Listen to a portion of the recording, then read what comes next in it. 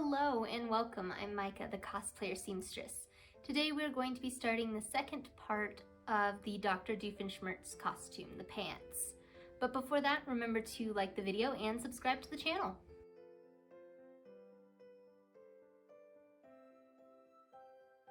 The materials I will need for this project are thread, fabric, interfacing, a 7-inch zipper, hook and eyes, the pattern with instructions, scissors, both fabric and paper, the sewing machine, and a handheld needle. If you would like to know where I got the pattern, fabric, and interfacing, and how much they cost, check out the Patterns and Plans video for Dr. Doofenshmirtz.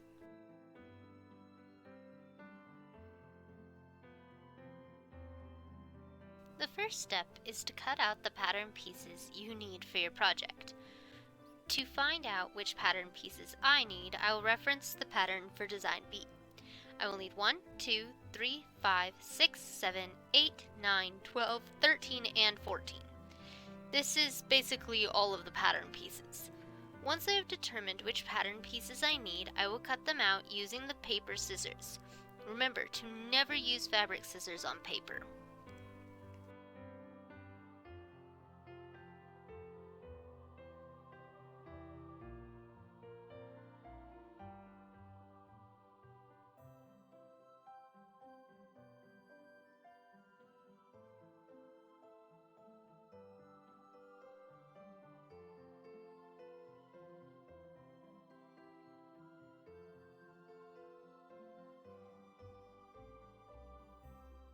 After I cut the pattern paper, I will be using those pieces to cut out the fabric.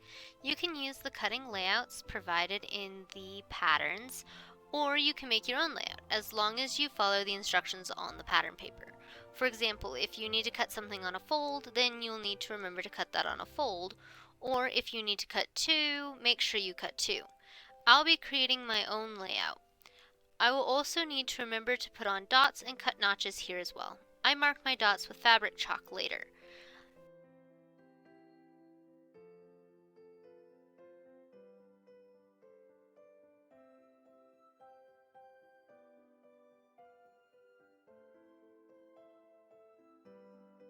Finally, I will also check and make sure to cut everything I need out of the interfacing. I did not do this step correctly and ended up needing to cut additional interfacing later.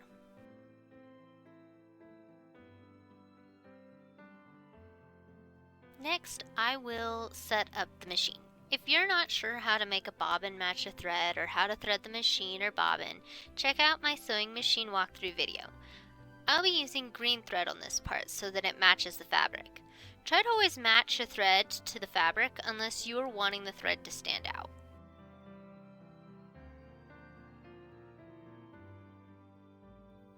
Now I'll begin following the directions on the pattern. The first 2 steps are about applying interfacing. Step 1 says to pin the interfacing to the wrong side of the fabric sections. The sections for step 1 are 7, 8, 13, and 14. Then it says to trim the corners, making it easier to apply later. Finally, to apply the interfacing according to the manufacturer's instructions. This step is so easy.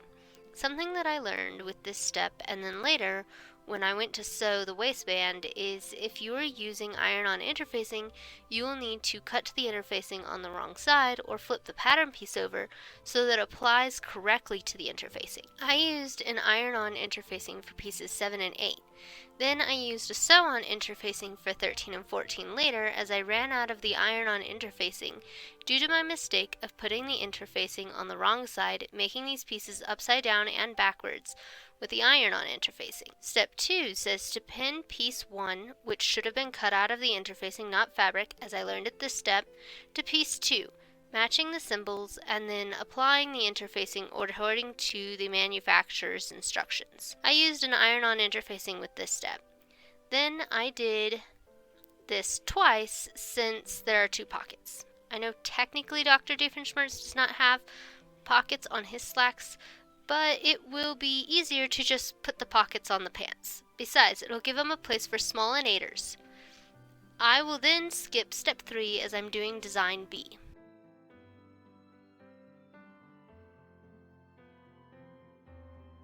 Steps 4 through 9 were about pocket application, and I did each step twice as there's 2 pockets. Step 4, which was for the design I was doing, says to pin the pocket pieces I just made to the front piece, matching the symbols and making sure that the right sides are together. Then, sew those pieces together and trim the seams so that it's not bulky later. Step 5 says to turn the pocket piece to the inside and press with a hot iron. This makes the pocket piece stay in place. Step 6 says to place piece 5 on the wrong side facing up and turn in 1/4 inch. Then press that with a hot iron, making it stay folded. Step 7 says to pin piece 5 to piece 6, making sure that the right sides are both facing up and the symbols are all matched. Then edge stitch, which means sewing as close to the end of the fabric as you can on the pressed edge made in the previous step.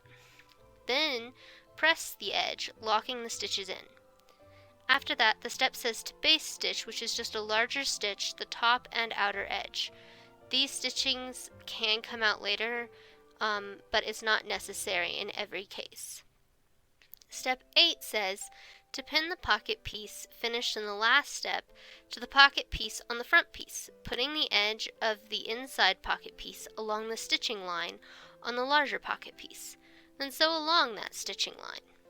Step 9 says to stitch the top and sides where the pocket pieces are to make sure those pieces stay in place, doing it on both sides.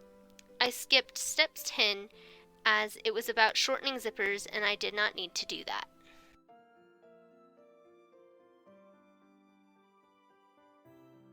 Steps 11 and 12 are about zipper application. Step 11 says to sew the 2 front pieces together between the notch and square, which was a super easy thing to do. Step 12 says to turn the right piece along the fold line chalked on earlier and then press that with a hot iron. This will be on what is the right side of the pants. Step 13 really confused me at first. It says to place the zipper on the folded edge made in the previous step, making sure the end of the zipper is at the circle chalked on earlier. Then baste the zipper in place. I did this by hand. Step 14 says to fold piece 7 in half with the right sides together. Then sew the bottom edge and trim it so that it's not bulky. Step 15 was really easy.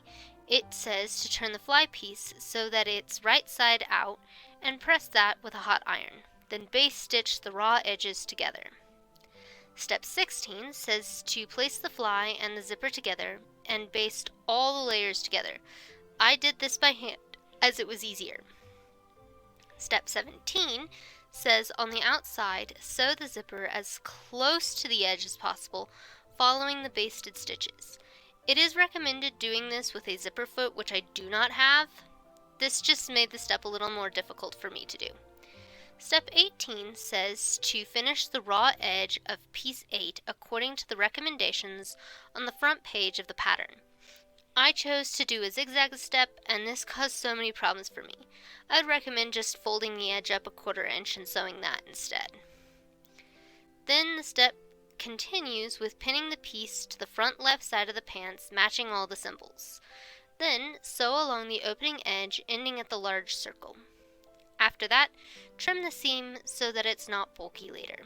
Step 19 says to understitch, which is done by pressing the seam towards the facing and then sewing all of that together on the outside. This was very confusing to me, but I figured it out as best I could. Step 20 was super easy. It said to turn the facing to the inside and press it with a hot iron so that it stays in place. Step 21 was so confusing to me that I almost just skipped it.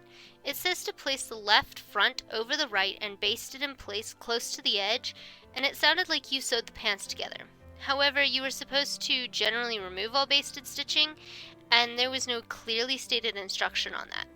Instead of basting this, I simply pinned it so that it all stayed in place when I did the next step.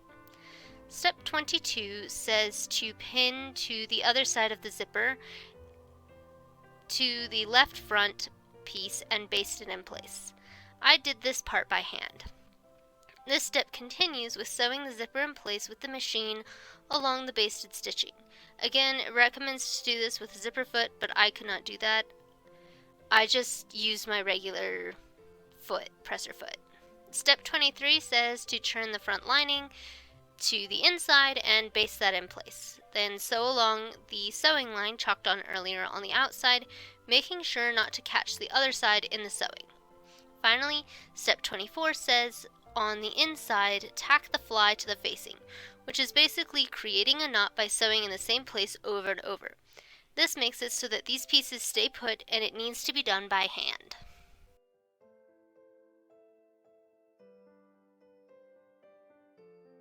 Steps 25 and 33 through 35 are about making the back fancy and then sewing the front and back of the pants together. Step 25 says to sew a dart in the back pieces. A dart gives a garment shape and dimension. I did this by chalking in the lines earlier and then folding the fabric so that the lines meet, creating a kind of triangle. Then sew along the chalk lines, making sure the thread goes off the end of the fabric. The step then continues with pressing the darts towards the back. Then I will be skipping to step 33 as the design I am doing does not have back pockets. Step 33 says to sew the inseam, making sure to stretch the fabric slightly so that it fits. This step confused me slightly as the picture that went with it was not clear. I also press the seams open off camera so that it's not bulky. Step 34 says to pin the crotch together, matching the seams at the center back. After that, sew the pieces together. Then sew it again 1/4 of an inch away from the previous stitching closer to the raw edge between the notches. Then trim the seams so it's not bulky. Step 35 says to sew the back and front together at the sides. Make sure to do this with the right sides facing each other. I also pressed the seams open here so that it was not bulky later.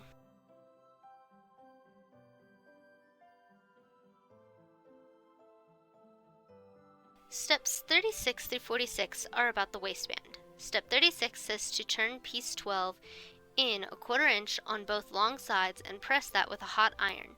Then fold the piece in half with the wrong sides together again on the long side and press with a hot iron. Then edge stitch the long sides. Press again, locking those stitches in place. Step 37 says to cut the piece from the previous step into 5 pieces, each measuring 3 5/8 inches long.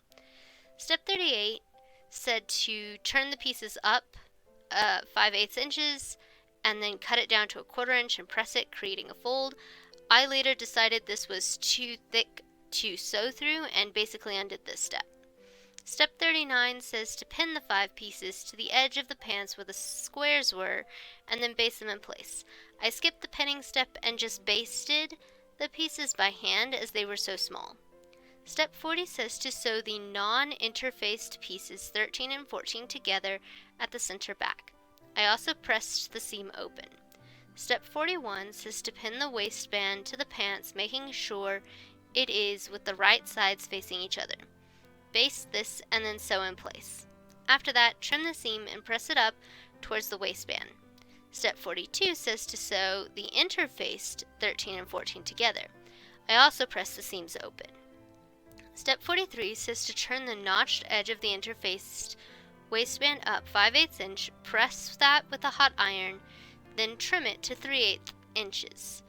Step 44 is where I realized my interfaced 13 and 14 were upside down and backwards, and I had to recut both the fabric and the interfacing. Then accomplished step 44, which says to pin the waistband pieces together and sew them, making sure to get the sides as well as the top. Also, make sure that the belt loops are hanging down and not caught in the stitching. Trim the seams down so that it's not bulky. Step 45 says to turn the interfaced waistband inside and press with a hot iron. Then slip stitch, which is a kind of stitch that will not be seen on the outside. This step took the longest as it has to be done by hand. If I were to make these pants again, I would simply top stitch this in place, which I think would look better anyways. Then press this again, locking the stitching in place. Step 46 says to place the belt loops over the top of the pants, then base stitch in place. Then top stitch the belt loops and finally press them. I kind of did this different here. I turned the loops up and over, Then I unfolded the pressed edge as it was driving me crazy trying to sew through all of that. Then I hand sewed them down, skipping the top stitching and pressing.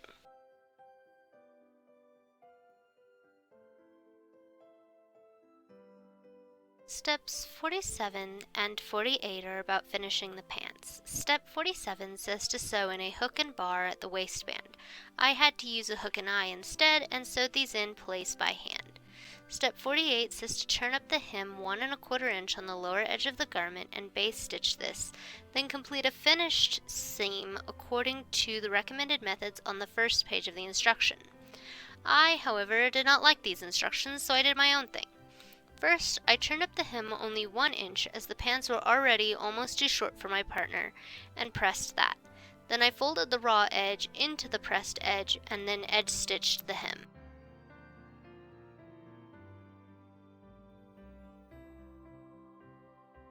Congratulations, you now have a nice new pair of pants. Here's what the pants look like without the lab coat. Finally, here's what the pants look like with the lab coat. If you would like to see how I made the lab coat, check out the Dr. Doofenshmirtz playlist. Now that you have the pants, you are ready to find a shirt and shoes to go with the costume. Remember to like, comment, and subscribe. See you on the next project.